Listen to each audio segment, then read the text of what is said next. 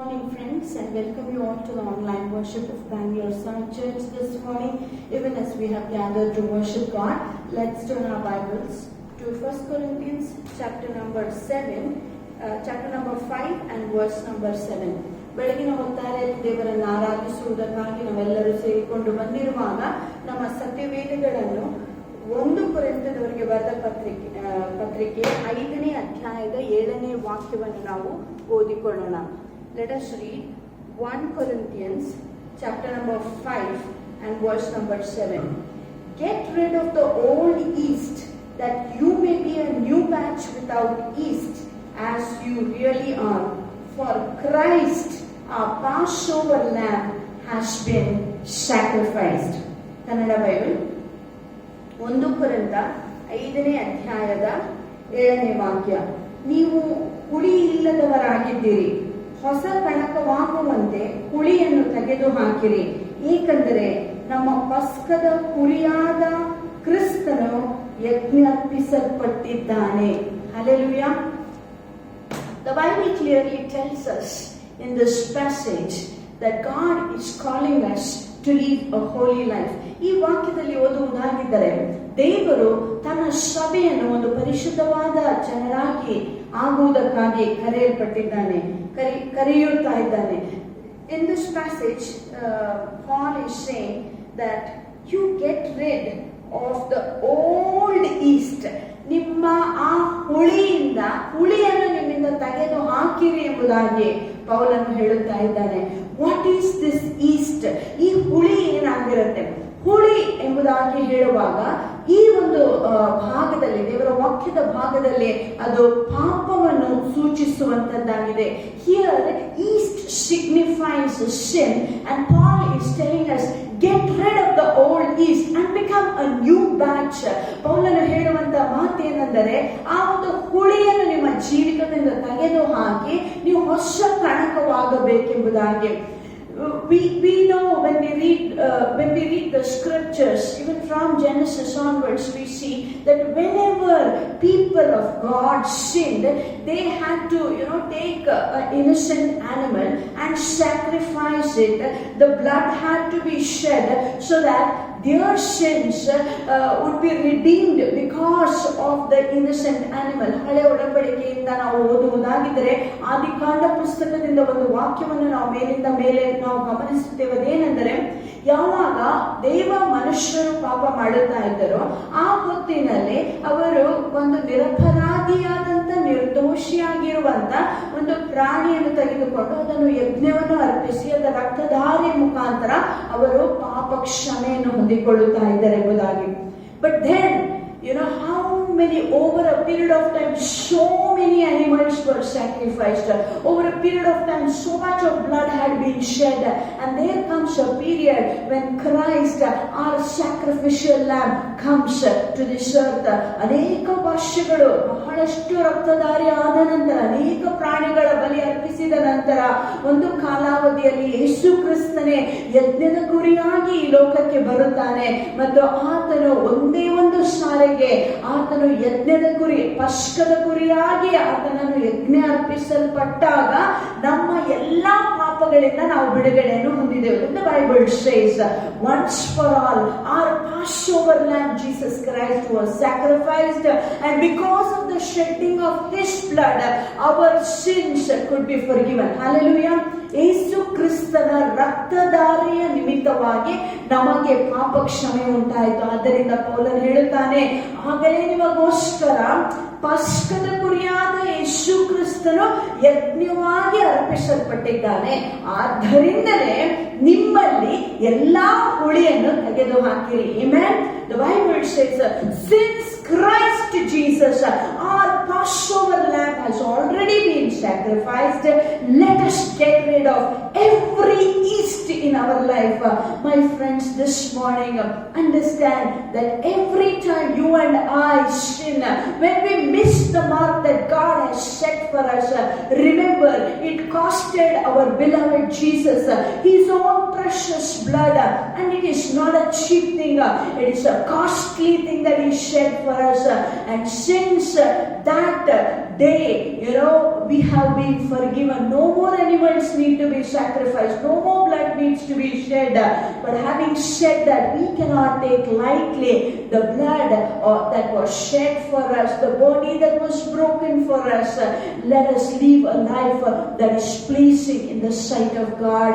ದೇವರು ಯೇಸು ಸ್ವಾಮಿ ತನ್ನ ಅಮೂಲ್ಯವಾದ ರಕ್ತವನ್ನು ನಿಮಗಾಗಿ ನನಗಾಗಿ ಸುರಿಯ ಮಾಡಿದನು. ಆತನ ದೇಹವು ನಿಮಗೋಸ್ಕರ ನನಗೋಸ್ಕರ ಜಜ್ಜಲ್ಪಟ್ಟಿತು.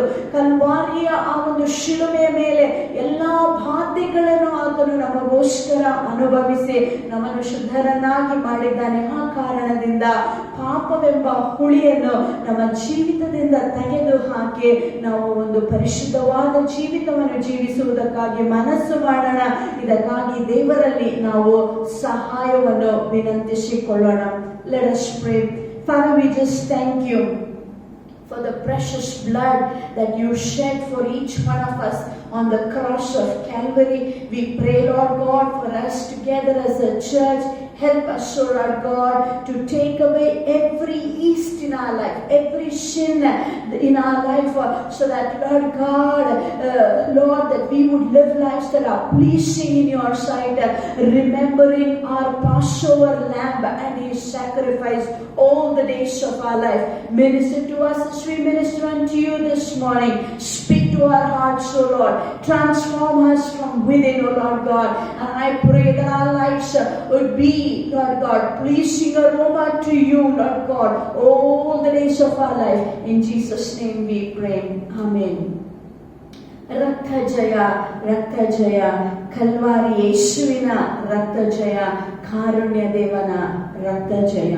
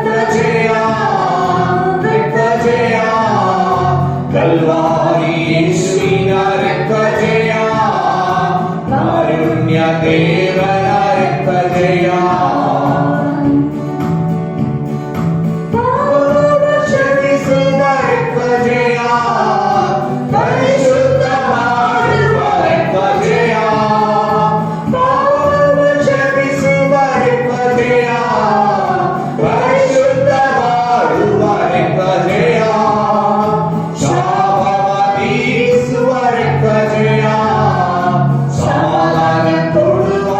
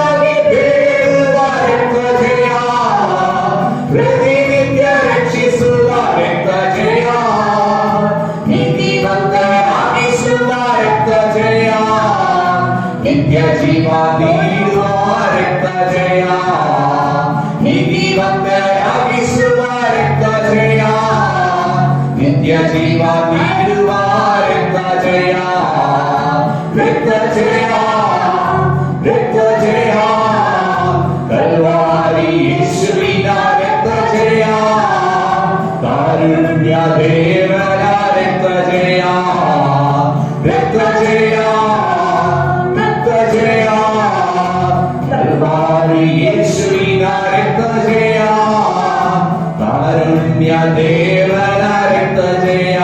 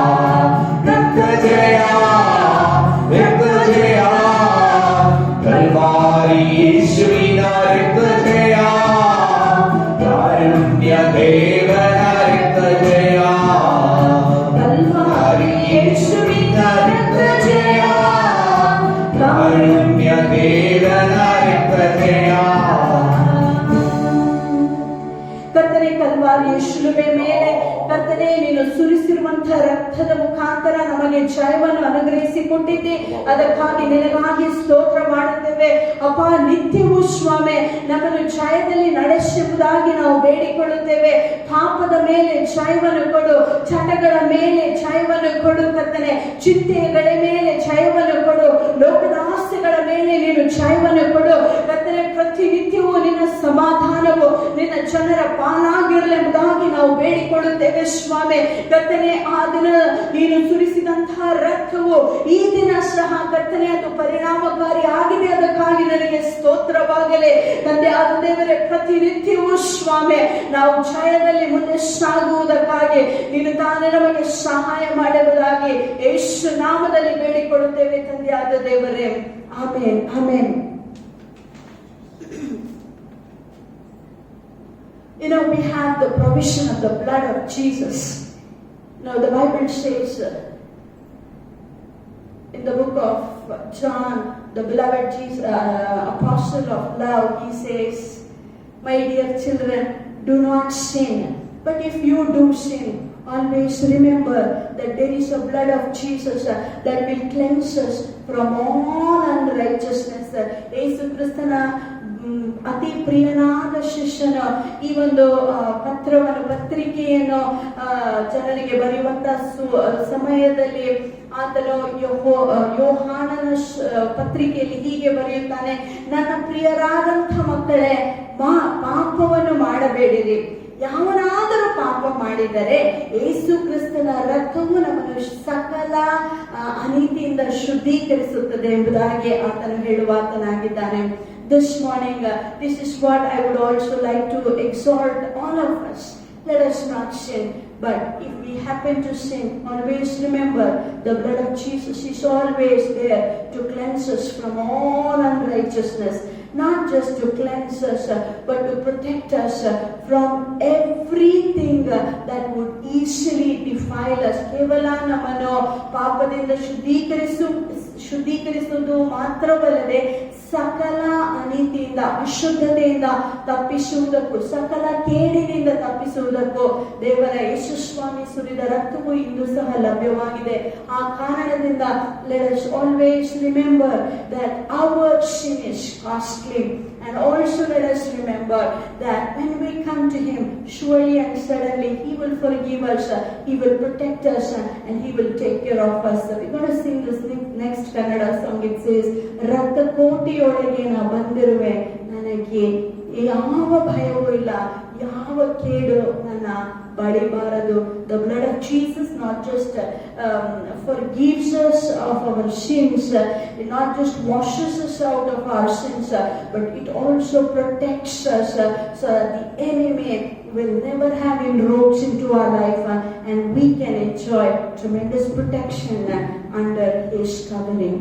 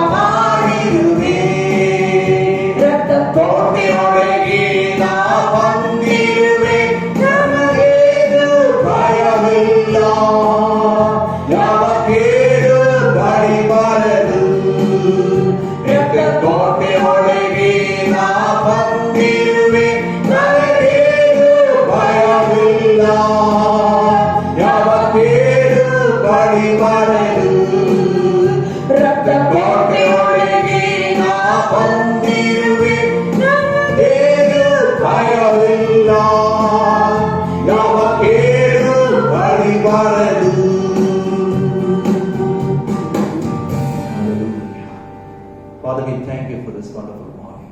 ಧನ್ಯವಾದ ದೇವರೇ, ಬೆಳಗಿನ ಹೊತ್ತಿಗಾಗಿ ನಿನಗೆ ಸ್ತೋತ್ರವಾಗಲಿ. Help us, Lord, to remember the cross every day of our life. ಶಿಲುಬೆಯನ್ನು ನಮ್ಮ ಜೀವಿತದ ಪ್ರತಿದಿನ ನೆನೆಸಿಕೊಳ್ಳುವುದಕ್ಕಾಗಿ ನಮಗೆ ಸಹಾಯ Help ಮಾಡು. us, Lord, to live a life without ease for you every day of our life. ನಮ್ಮ ಜೀವಕಾಲವೆಲ್ಲ ನಮ್ಮ ಜೀವಿತದಲ್ಲಿ ಯಾವುದೇ ಹುಳಿ ಇಲ್ಲದೆ ನಾವು ಬದುಕುವುದಕ್ಕಾಗಿ ನಮಗೆ ಸಹಾಯ ಮಾಡು. ನಮ್ಮ ಸಂಗಡ ನೀನಿರೋ In ಕರ್ತನೆ, Jesus' name we pray. ಯೇಸು ನಾಮದಲ್ಲಿ ಬೇಡಿಕೊಳ್ಳುತ್ತೇವೆ. Amen. Amen. Good morning, friends. Welcome back to Bangalore South Church. Bengaluru south ಸಭೆಗೆ ಮತ್ತೊಂದು ಸಾರಿ ನಿಮ್ಮೆಲ್ಲರನ್ನು ಆಹ್ವಾನಿಸುತ್ತೇವೆ. We saw how God sent 9 plagues to Egypt. ಯಾವ ರೀತಿಯಾಗಿ ದೇವರು 9 ಬಾಧೆಗಳನ್ನು ಐಗುಪ್ತ ದೇಶದ ಮೇಲೆ ಕಳಿಸಿದನೆಂಬುದಾಗಿ ನೋಡಿಕೊಂಡೆವು. Today we'll focus on the 10th plague. ಇವತ್ತು ನಾವು 10ನೇ ಬಾಧೆಯ ಕುರಿತಾಗಿ ಕಲಿಯಲಿಕ್ಕಿದ್ದೇವೆ. I titled today's sermon The Passover and the Sprinkled Blood. ಇವತ್ತು ನಾವು ಕೇಳುವಂತ ಸಂದೇಶ ಪಸ್ಕ ಮತ್ತು ರಕ್ತ ಪ್ರೋಕ್ಷಣ ಎಂಬ ಈ ಸಂದೇಶ. We'll be focusing on Exodus chapter 11 verse 1 to 12 verse 30.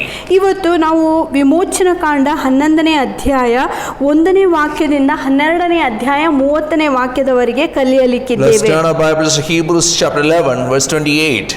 ಇಬ್ರಿಯರಿಗೆ ಬರೆದ ಪತ್ರಿಕೆ 11ನೇ ಅಧ್ಯಾಯದ 28ನೇ ವಾಕ್ಯವನ್ನು ನಾವು ಓದಿಕೊಳ್ಳೋಣ.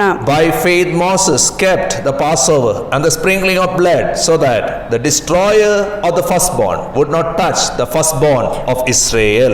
ಚೊಚ್ಚಲ ಮಕ್ಕಳನ್ನು ಸಂಹರಿಸುವನು, ಇಸ್ರಾಯೇಲರ ಚೊಚ್ಚಲ ಮಕ್ಕಳನ್ನು ಮುಟ್ಟದಂತೆ ಅವನು ಪಸ್ಕವನ್ನು ರಕ್ತ ಪ್ರೋಕ್ಷಣೆಯನ್ನು ಆಚರಿಸಿದ್ದು ನಂಬಿಕೆಯಿಂದಲೇ. We also should accept the cross of Jesus Christ, accept what Christ did for us at cross, and then we also will be safe in the everlasting arms. ಯೇಸು ಕ್ರಿಸ್ತನು ನಮಗೋಸ್ಕರ ಶಿಲುಬೆಯ ಮೇಲೆ ಮಾಡಿದಂಥ ಯಜ್ಞಗಳನ್ನು ನಾವು ಸ್ವೀಕರಿಸಿಕೊಳ್ಳುವಂಥ ವೇಳೆಯಲ್ಲಿ ನಾವು ಸಹ ಎಲ್ಲ ಭಯಭೀತಿಗಳಿಂದ ಸಂರಕ್ಷಿಸಲ್ಪಡುವುದಕ್ಕೆ ಸಾಧ್ಯವಾಗುತ್ತದೆ. After the 9th plague, 9ನೆಯ ಬಾಧೆಯ ನಂತರ Pharaoh became crazy. ಫರೋಹನು ಆತನು ಭಯಪಟ್ಟನು. When you turn to Exodus chapter 10, 28 and 29, ವಿಮೋಚನ ಕಾಂಡ ಪುಸ್ತಕ 10ನೇ ಅಧ್ಯಾಯ 28 ಮತ್ತು 29ನೇ ವಾಕ್ಯ. there Pharaoh became crazy and he said to Moses, "Get out of my sight. Make sure you do not appear before me again. The day you see my face, you will die." ಆಗ ಫರೋಹನು ಅವನಿಗೆ, ನನ್ನನ್ನು ಬಿಟ್ಟು ಹೋಗು, ಇನ್ನು ನನ್ನ ಮುಖವನ್ನು ನೋಡದಂತೆ ಎಚ್ಚರವಾಗಿರು, ಏಕೆಂದರೆ ನೀನು ನನ್ನ ಮುಖವನ್ನು ನೋಡಿದ ದಿನದಲ್ಲಿ ನೀನು ಸಾಯುವಿ ಎಂದನು. Moses received the death threat from Pharaoh. ಈಗ ಮೋಶೆಗೆ ಫರೋಹನು ಹೇಳುವಂತ ಮಾತೇನೆಂದರೆ, ನನ್ನ ಮುಖವನ್ನು ನೋಡುವಂತ ದಿನದಂದೇ ನೀನು ಸತ್ತು ಹೋಗುತ್ತಿ. But before leaving from the presence of Pharaoh, Moses wanted to remind Pharaoh there is a life threat for him and his nation from the Almighty Lord. ಆದರೆ ಮೋಶೆಯು ಫರೋಹನ ಆ ಒಂದು ಸನ್ನಿಧಾನವನ್ನು ಬಿಟ್ಟು ಹೋಗುವಕ್ಕಿಂತ ಮುಂಚೆ ಒಂದು ಎಚ್ಚರಿಕೆಯ ಮಾತನ್ನು ಫರೋಹನಿಗೆ ಹೇಳುತ್ತಾನೆ. ಅದೇನೆಂದರೆ, ಫರೋಹನೇ, ನಿನಗೂ ಮತ್ತು ನಿನ್ನ ದೇಶದವರಿಗೆ ಮರಣದ ಬಾಧೆ ಕಾದಿದೆ ಎಂಬುದಾಗಿ. And that is what we see in verse 8. Then Moses, hot with anger, left Pharaoh. ಆ ನಂತರ ಮೋಶೆಯು ಕೋಪಗೊಂಡು ಫರೋಹನನ್ನು ಬಿಟ್ಟು ಹೊರಟು ಹೋದನು. So what did Moses say before he left Pharaoh's presence? ಮೋಶೆಯು ಫರೋಹನ ಸನ್ನಿಧಾನವನ್ನು ಬಿಟ್ಟು ಹೋಗುವಕ್ಕಿಂತ ಮುಂಚೆ ಹೇಳಿದಂತ He ಮಾತೇನು? declared the death of the firstborn. ಆತನು ಹೀಗೆ ಹೇಳುತ್ತಾನೆ, ಚೊಚ್ಚಲ ಮಗನು ಸತ್ತು ಹೋಗುತ್ತಾನೆ. Exodus 11, 1 to 10. ವಿಮೋಚನ ಕಾಂಡ 11ನೇ ಅಧ್ಯಾಯ 1ನೇ ವಾಕ್ಯದಿಂದ 10ನೇ I may not ವಾಕ್ಯದವರೆಗೆ. be able to read all the verses. ಎಲ್ಲಾ ವಾಕ್ಯಗಳನ್ನು ನಾನು ಓದಲ್ಲ, Note it down ಆ ವಾಕ್ಯಗಳನ್ನು ನೀವು ಬರೆದುಕೊಳ್ಳಿರಿ and start reading while you listen this word. ಮತ್ತು ವಾಕ್ಯವನ್ನು ಕೇಳಿಸಿಕೊಳ್ಳುವಾಗಲೇ ನಿಮ್ಮ ಸತ್ಯವೇದದಲ್ಲಿ ಈ ವಾಕ್ಯವನ್ನು Chapter ಓದಿಕೊಳ್ಳಿರಿ. 11 verse 1. 11ನೇ ಅಧ್ಯಾಯದ 1ನೇ ವಾಕ್ಯ. Now the Lord had said to Moses, I will bring one more plague on Pharaoh and on Egypt. After that, he will let you go from here. And when he does, he will drive you out completely. ಯೆಹೋವನು ಮೋಶೆಗೆ ಇನ್ನು ಒಂದು ಬಾಧೆಯನ್ನು ಫರೋಹನ ಮೇಲೆಯೂ ಈಜಿಪ್ಟಿನ ಮೇಲೆಯೂ ಬರಮಾಡುವೆನು, ಆಮೇಲೆ ಅವನು ಇಲ್ಲಿಂದ ಕಳುಹಿಸುವೆನು, ಇಲ್ಲಿಂದ ನಿಮ್ಮನ್ನು ನಿಶ್ಚಯವಾಗಿ ಬಲವಂತದಿಂದ ಎಲ್ಲರನ್ನು ಕಳುಹಿಸಿ ಬಿಡುವನು. This one last plague, ಈ ಒಂದೇ ಕೊನೆಯ ಬಾಧೆ ಬರುವಾಗ the Lord will demonstrate his unmatched, unchallenged power. ಸರಿಸಾಟಿ ಇಲ್ಲದಂತ ದೇವರ ಶಕ್ತಿಯನ್ನು ಆತನು ತಾನೇ ತೋರ್ಪಡಿಸುತ್ತಾನೆಂಬುದಾಗಿ ದೇವರು He is ಹೇಳುತ್ತಾನೆ. being the firstborn of every person's of Egypt. ಐಗುಪ್ತ ದೇಶದ ಪ್ರತಿಯೊಂದು ಕುಟುಂಬದಲ್ಲಿರುವಂತ ಚೊಚ್ಚಲು ಎಂಬುದಾಗಿ All firstborns will be killed. ಪ್ರತಿಯೊಂದು ಚೊಚ್ಚಲು ಕುಟುಂಬದಲ್ಲಿ ಅದು ಸಂಹರಿಸಲ್ಪಡುತ್ತದೆ. Why? ಏಕೆ? He is firstborn for the entire firstborn of Israelites. ನಾವು ನೋಡುತ್ತೇವೆ ಇಸ್ರಾಯೇಲ್ ಜನಾಂಗಕ್ಕೋಸ್ಕರ ಐಗುಪ್ತ ದೇಶದಲ್ಲಿರುವಂತ ಪ್ರತಿಯೊಂದು ಚೊಚ್ಚಲ ಮಗುವು ಅದು ಸಂಹರಿಸಲ್ಪಡಬೇಕು. So many male children were killed by Pharaoh. ಆ ದಿನ ನಾವು ನೋಡುತ್ತೇವೆ ಫರೋಹನು ಅನೇಕ ಗಂಡು ಮಕ್ಕಳನ್ನು He ಸಂಹರಿಸಿದ್ದನು. never thought a day will come like this in his life. ಆದ್ರೆ ಆತನು ಎಂದಿಗೂ ನೆನೆಸಿರ್ಲಿಲ್ಲ ಆತನ ಜೀವಿತದಲ್ಲಿ ಇಂತಹ ದಿನ Always remember. ಯಾವಾಗಲೂ ನೆನಪಿನಲ್ಲಿ ಇಟ್ಟುಕೊಳ್ಳಿ, One day our sin will catch up with ಒಂದು us. ದಿನ ನಮ್ಮ ಪಾಪವು ನಮ್ಮನ್ನು ಹಿಡಿಯುತ್ತದೆ. God is a patient power. ದೇವರು ಆತನು ತಾಳ್ಮೆ ಉಳ್ಳವನಾಗಿದ್ದಾನೆ, But in ದೀರ್ಘ his Shantanu. patience none will escape. ಆದ್ರೆ ಆತನ ತಾಳ್ಮೆಯಲ್ಲಿ ಯಾರು ತಪ್ಪಿಸಿಕೊಳ್ಳಲು ಸಾಧ್ಯವಾಗಲ್ಲ.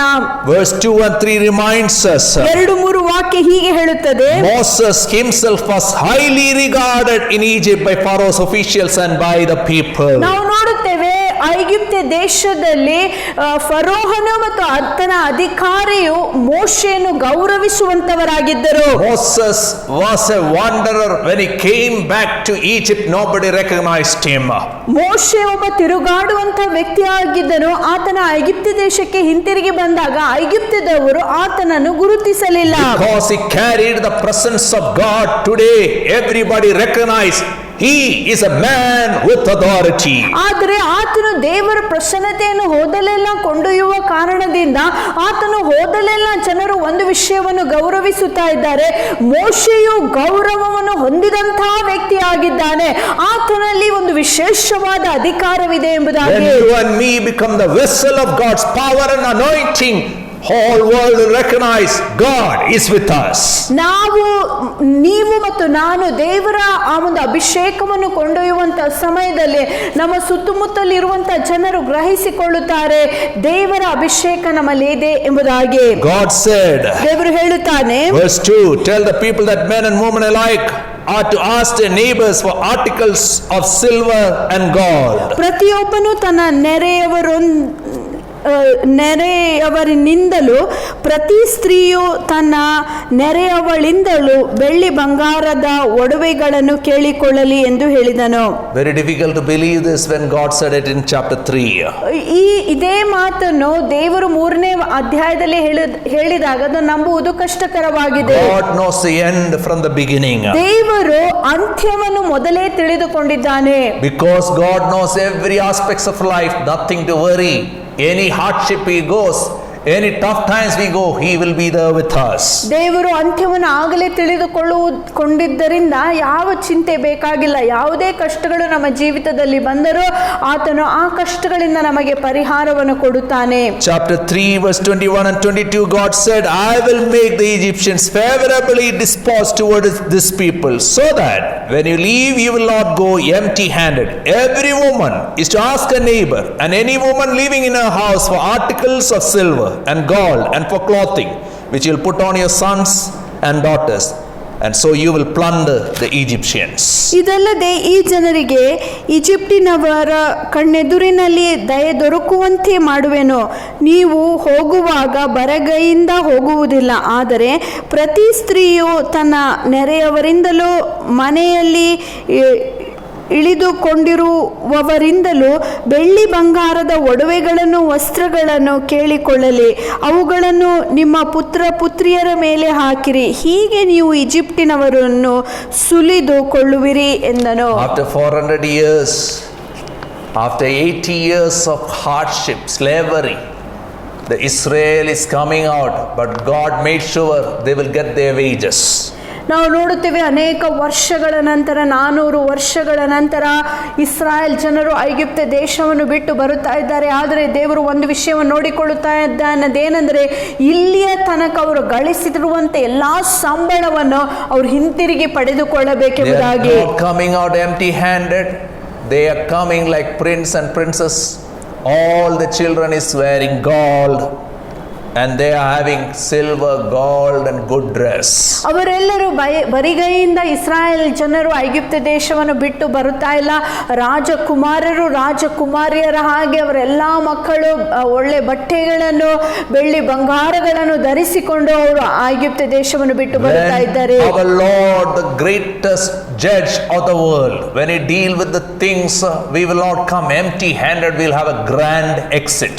ನಮ್ಮ ದೇವರು ನಮಗೋಸ್ಕರ ನಮ್ಮ ಪರವಾಗಿ ಸಂಗತಿಗಳನ್ನು ಸಾಧಿಸುವಂತ ಸಮಯದಲ್ಲಿ ನಾವೆಂದಿಗೂ ಬರಿಗೈಯಿಂದ ಆಚೆ ಬರಲ್ಲ. ಆದರೆ ದೇವರು ನಮ್ಮನ್ನು ವೈಭವದಿಂದ ಆಚೆ ತರುವಾತನಾಗಿದ್ದಾನೆ. Verses 4 to 6 of chapter 11, God says the exact time of judgment and there will be great wailing throughout Egypt. ನಾವು ನೋಡುತ್ತೇವೆ 4ನೇ ವಾಕ್ಯದಿಂದ 6ನೇ ವಾಕ್ಯದವರೆಗೆ ಓದುವುದಾಗಿದ್ದರೆ ಯಾವ ಸಮಯಕ್ಕೆ ಇವರು ಹೊರಟು ಹೋಗುತ್ತಾರೆ ಎಂಬುದಾಗಿ ದೇವರು ಹೇಳುತ್ತಾನೆ. ಅಷ್ಟು ಮಾತ್ರವಲ್ಲ, ನೀವು ಹೊರಟು ಬರುವಾಗ ಐಗುಪ್ತ ದೇಶದಲ್ಲೆಲ್ಲ ಒಂದು ದೊಡ್ಡ ಗೋಳಾಟವು ಕೇಳಿಸಿಕೊಳ್ಳಲ್ಪಡುತ್ತದೆ.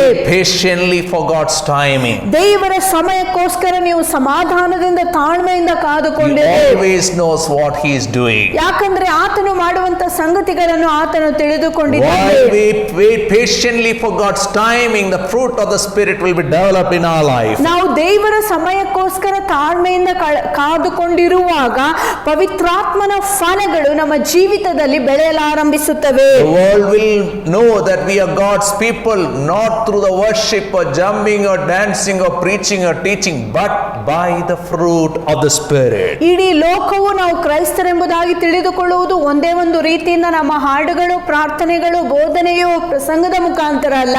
ಆದರೆ ಯಾವ ರೀತಿಯಾಗಿ ಪವಿತ್ರಾತ್ಮನ ಫಲಗಳನ್ನು ನಾವು ಬೆಳೆಸಿಕೊಂಡಿದ್ದೇವೋ ಆ ಫಲಗಳು ಕಾರ್ಯನಿರತವಾಗುವಾಗ ಆ ಸಮಯದಲ್ಲಿ ನಾವು ಕ್ರೈಸ್ತರೆಂಬುದಾಗಿ ಅದು ತಿಳಿಯಲ್ಪಡುತ್ತದೆ. Exodus 11 verse 7 reminds us. ವಿಮೋಚನ ಕಾಂಡ 11ನೇ ಅಧ್ಯಾಯದ 7ನೇ ವಾಕ್ಯ ಹೀಗೆ ಹೇಳುತ್ತದೆ. Among the Israelites not a dog will bark at any man or animal. Then you will know that the Lord makes a distinction between Egypt and Israel. ಆದರೆ ಯೆಹೋವನು ಈಜಿಪ್ಟಿನವರಿಗೂ ಇಸ್ರಾಯೇಲವರಿಗೂ ಮಧ್ಯದಲ್ಲಿರುವ ವ್ಯತ್ಯಾಸವನ್ನು ನೀವು ತಿಳಿದುಕೊಳ್ಳುವಂತೆ ಇಸ್ರಾಯೇಲಿನ ಮನುಷ್ಯರ ವಿರುದ್ಧ ಇಲ್ಲವೇ ಪ್ರಾಣಿಗಳ ವಿರುದ್ಧ ಒಂದು ನಾಯಿ ಸಹ ಬೊಗಳುವುದಿಲ್ಲ ಎಂಬುದಾಗಿ ಬರೆಯಲ್ಪಟ್ಟಿದೆ. ಈ ಒಂದು ಕೊನೆಯ ಬಾಧೆಯು ಇಸ್ರಾಯೇಲ್ ದೇಶದ ಮೇಲೆ ಬರುವಾಗ distinction between God's servants and the servants of Pharaoh. ನಾವು ನೋಡ್ತೇವೆ ದೇವರ ಸೇವಕರು ಫರೋಹನ ಸೇವಕರ ಮಧ್ಯದಲ್ಲಿ ಇರುವಂತ ವ್ಯತ್ಯಾಸವನ್ನು ದೇವರು ತಿಳಿಯಪಡಿಸಲಿಕ್ಕಿದ್ದಾನೆ. There will be a clear distinction between people who belong to God and people who are not belonging to God. ಯಾರು ದೇವರಿಗೆ ಸೇರಿಕೊಂಡಿದ್ದಾರೋ ಯಾರು ಸೇರಿಕೊಂಡಿಲ್ಲವೋ ಅವರ ಮಧ್ಯದಲ್ಲಿರುವಂತ ವ್ಯತ್ಯಾಸವನ್ನು ದೇವರು ತೋರ್ಪಡಿಸಲಿಕ್ಕಿದ್ದಾನೆ. There will be a clear distinction between the man-made gods and the creator of the whole world. ಯಾವ ದೇವತೆಗಳನ್ನು ಮನುಷ್ಯನು ಮಾಡಿದ್ದಾನೋ ಮತ್ತು ಸೃಷ್ಟಿಕರ್ತನ ಮಧ್ಯದಲ್ಲಿ ಇರುವಂತ ವ್ಯತ್ಯಾಸವನ್ನು ದೇವರು ತೋರ್ಪಡಿಸಲಿಕ್ಕಿದ್ದಾನೆ. When the whole Egypt is crying, ಇಡೀ ಐಗುಪ್ತ ದೇಶವು ಗೋಳಾಡುವಂತ ಸಮಯದಲ್ಲಿ there will be silence and peace in the community of Israel. Israel ಸಮುದಾಯದಲ್ಲಿ ಯಾರು ಗೋಳಾಡುವುದಿಲ್ಲ ಮತ್ತು ಮೌನವಾಗಿರುತ್ತಾರೆ. Dogs has sensitivity to recognize the spirit of death entering. ನಾವು ನೋಡುತ್ತೇವೆ ಈ ನಾಯಿಗಳಲ್ಲಿ ಒಂದು ಸೂಕ್ಷ್ಮತೆ ಇರುತ್ತದೆ. ಅದೇನೆಂದರೆ ಸುತ್ತಮುತ್ತಲು ಮರಣವು ಆವರಿಸುವಂತ ವೇಳೆಯಲ್ಲಿ ಅದು ಮರಣದಕ್ಕಿಂತ ಮುಂಚೆ ಅವು ಅದನ್ನು ಗ್ರಹಿಸಿಕೊಳ್ಳುತ್ತವೆ. They have the sensitivity to find any disturbance that disturbs the community. ಈ ಒಂದು ಸಮುದಾಯದಲ್ಲಿ ಯಾವುದೇ ಒಂದು ಹಾನಿ ಬರುವಕ್ಕಿಂತ ಮುಂಚೆ ಅದನ್ನು ಗ್ರಹಿಸಿಕೊಳ್ಳುವಂತ ಸೂಕ್ಷ್ಮತೆ ನಾಯಿಗಳಲ್ಲುಂಟು. But that night, midnight, cry everywhere, but dogs also will sleep very beautifully in Goshen because no disturbance in Goshen. ಐಗುಪ್ತ್ಯದಾದ್ಯಂತ ಎಷ್ಟೊಂದು ಗೋಳಾಟವಿದ್ದರೂ ಸಹ ಈ ಗೋಷೇನ್ ಪ್ರದೇಶ ಅಂದರೆ ದೇವರ ಜನರು ಇರುವಂತಹ ಪ್ರದೇಶದಲ್ಲಿ ನಾಯಿಗಳು ಶಾಂತವಾಗಿ ಮೌನವಾಗಿರುತ್ತದೆ. ಯಾವ ಗಲಿಬಿಲಿಯೋ ಆ ಪ್ರಾಣಿಗೂ ಸಹ ಉಂಟಾಗಲ್ಲ. Moses is reminding Pharaoh and team. ಮೋಶೆಯು ಫರೋಹನಿಗೆ ಮತ್ತು ಆತನ ತಂಡದವರಿಗೆ ಮರುಜ್ಞಾಪಿಸುವ The great ವಿಷಯ, passion you had to hold us and keep us as slaves forever. ನಿಮ್ಮಲ್ಲಿ ಒಂದೇ ಆಸೆ ಇತ್ತು, ಅದೇನೆಂದರೆ ಜೀವಕಾಲವೆಲ್ಲ ನಮ್ಮನ್ನು ದಾಸರನ್ನಾಗಿ But ಉಪಯೋಗಿಸುವುದು. when God touches you, ಆದ್ರೆ ದೇವರು ನಿಮ್ಮನ್ನು ಮುಟ್ಟುವಾಗ you will have great passion to drive us out.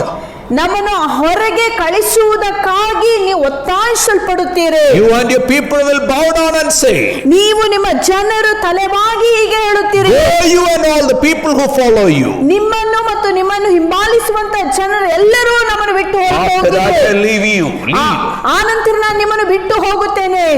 Very clearly Moses prophesies what happens.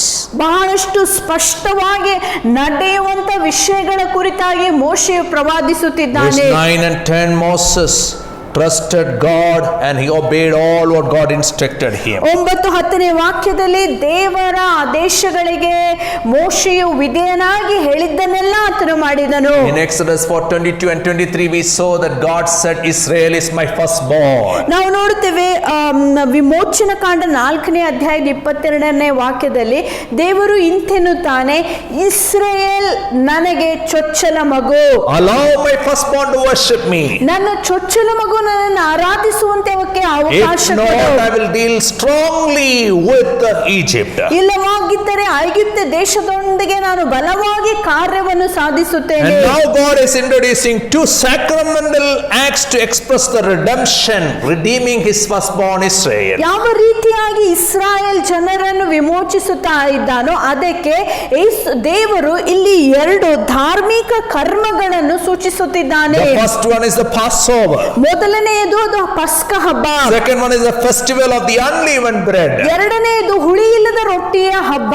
Chapter 12, 1 to 28. 12ನೇ ಅಧ್ಯಾಯ 1ನೇ ವಾಕ್ಯದಿಂದ We will 28ನೇ see ವಾಕ್ಯ. how God introduces the first Passover. ಯಾವ ರೀತಿಯಾಗಿ ಮೊದಲನೆಯ ಪಸ್ಕ ಹಬ್ಬದ ಪರಿಚಯವನ್ನು ದೇವರು ಮಾಡಿಕೊಳ್ಳುತ್ತಾರೆ. Before the plague has happened, ಆ ಒಂದು ಬಾಧೆಯು ಬರುವಕ್ಕಿಂತ ಮುಂಚೆ God is telling them to celebrate in anticipation. ದೇವರು ಹೀಗೆ ಹೇಳುತ್ತಾ ಇದ್ದಾನೆ, ನಿರೀಕ್ಷೆಯಿಂದ ನೀವು ನೆನೆಸಿಕೊಂಡು ಈ ಹಬ್ಬವನ್ನು ಆಚರಿಸಿರಿ.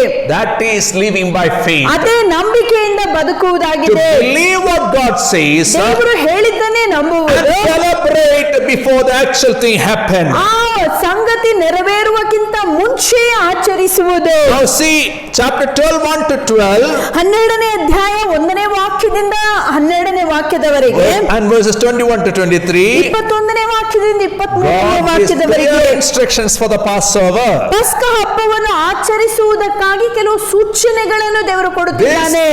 This time, the time of deliverance will be the first month in the Jewish calendar. ಈ ಒಂದು ಬಿಡುಗಡೆಯ ಸಮಯ ಯಹೂದ್ಯರ ಆ ಒಂದು ಕ್ಯಾಲೆಂಡರ್ ನಲ್ಲಿ ಮೊದಲನೆಯ ತಿಂಗಳಾಗಿತ್ತು. That's verse 1 and 2. 1 ಮತ್ತು 2ನೇ ವಾಕ್ಯ. And then God says, ಅನಂತರ ದೇವರು ಹೇಳುತ್ತಾನೆ, select a year-old male lamb.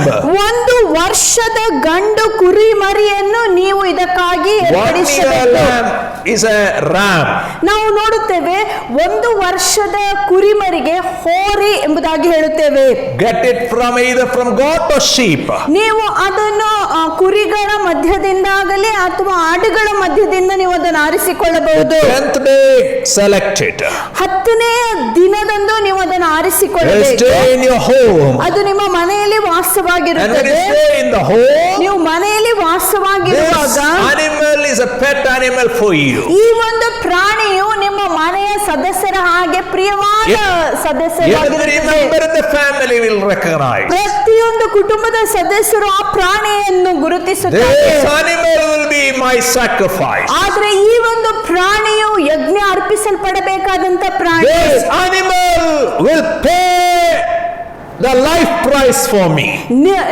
ಈ ಒಂದು ಪ್ರಾಣಿಯು ಯಜ್ಞವನ್ನು ಅರ್ಪಿಸುವಾಗ ನಿಮ್ಮ ಜೀವಿತಕ್ಕೆ ಇದು ಕಾಣಿಕೆಯಾಗಿದೆ.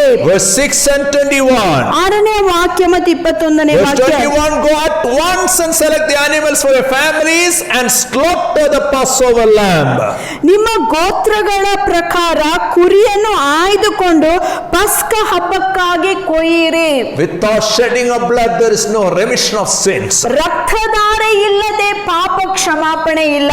That is what God is teaching them through this symbolic method. ಇದನ್ನೇ ದೇವರು ಈ ಒಂದು ಹಬ್ಬದ ಮುಖಾಂತರ ಅವರಿಗೆ ಕಲಿಸುತ್ತಿದ್ದಾನೆ. And then what you should do? ಆನಂತರ ನೀವು Verse 7 and verse 22. 7 ಮತ್ತು 22ನೇ Bring ವಾಕ್ಯ. the blood into a basin. ಆ ಒಂದು ರಕ್ತವನ್ನು ಒಂದು ಪಾತ್ರೆಯಲ್ಲಿ ನೀವು ಸುರಿಯಬೇಕು. And take a hyssop bunch. Hyssop ಆ ಒಂದು ಗೊಂಚಲನ್ನು ನೀವು ತೆಗೆದುಕೊಳ್ಳಿರಿ. Hyssop bunch is coming from a mint plant family. ಈ ನೋಡುತ್ತೇವೆ ಈ ಹಿಸ್ಸೋಪ್ ಎಂಬ ಈ ಒಂದು ಗಿಡವು ಮಿಂಟ್ ಎಂಬ ಆ ಒಂದು ಗಿಡಕ್ಕೆ ಪುದೀನ ಸೇರಿದ್ದು. So hyssop bunch will act like a sponge. ಈ ಹಿಸ್ಸೋಪ್ ಕಟ್ಟು ಅದು ಒಂದು ಸ್ಪಾಂಜಿನ ಹಾಗೆ ಅದು ಕಾರ್ಯ ಮಾಡುತ್ತದೆ. Put this bunch, dip it into the blood basin, and then take it and sprinkle it in the door frame. ಈ ಒಂದು ಹಿಸೋಪ್ ಕಟ್ಟನ್ನು ತೆಗೆದುಕೊಂಡು ಬೋಗಿಣಿಯಲ್ಲಿರುವಂಥ ರಕ್ತದೊಳಗೆ ಅದ್ದಿ ಬಾಗಿಲ ಮೇಲೆ ಅದನ್ನು ಹಚ್ಚಿರಿ. Sprinkle it in the lintel of the door frame up. ಅಡ್ಡಪಟ್ಟಿಗೆ ಅಂದ್ರೆ ಬಾಗಿಲದ ಅಡ್ಡಪಟ್ಟಿಗೆ ಅದನ್ನು ನೀವು ಹಚ್ಚಬೇಕು. From there the blood will be dripping down. ಆ ಅಡ್ಡಪಟ್ಟಿಯಿಂದ ರಕ್ತದ ಹನಿಯು ಕೆಳಗೆ ಸುರಿಯುತ್ತದೆ. Sprinkle it in the left side, sprinkle it in the right side of the door frame. ಮತ್ತು ಬಾಗಿಲದ ಎಡಗಡೆ ಬಲಗಡೆಯಲ್ಲಿರುವಂತ ಆ ಒಂದು ಪಟ್ಟಿಗಳ ಮೇಲೆಯೂ ಸಹ ಹಚ್ಚಬೇಕು. And while doing that, you are getting this symbol, the symbol of cross. ಈ ಒಂದು ಕಾರ್ಯವನ್ನು ನೀವು ಮಾಡುವಾಗ ಶಿಲುಬೆಯ ಚಿಹ್ನೆಯು ಅದು ನಿಮಗೆ ಕಾಣಿಸುತ್ತದೆ. And when you do that, ನೀವು ಅದನ್ನು ಮಾಡಿದಾಗ you should eat the meal. ನೀವು ಊಟವನ್ನು ಮಾಡಬೇಕು. When you eat the meal, ನೀವು ಊಟವನ್ನು ಮಾಡುವಾಗ what meal you should eat? ನೀವು ಊಟಕ್ಕೆ ಏನನ್ನು Verse ತಿನ್ನಬೇಕು? 8 to 10. 8ನೇ ವಾಕ್ಯದಿಂದ Let's see 10ನೇ the ವಾಕ್ಯ. menu. ಊಟಕ್ಕೆ ಯಾವ ಅಡಿಗೆಯನ್ನು ನಾವು You ಮಾಡಬೇಕು? roast the lamb.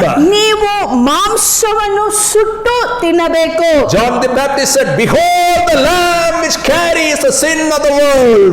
ಸ್ನಾನಿಕನಾದ ಯೋಹಾನನು ಯೇಸುವನ್ನು ನೋಡಿ ಹೀಗೆ ಹೇಳುತ್ತಾನೆ, ಲೋಕದ ಪಾಪವನ್ನು ಹೊತ್ತಿಕೊಂಡು ಹೋಗುವಂತ ಯಜ್ಞದ ಕುರಿಮರಿಯು. Who eats the lamb will live forever.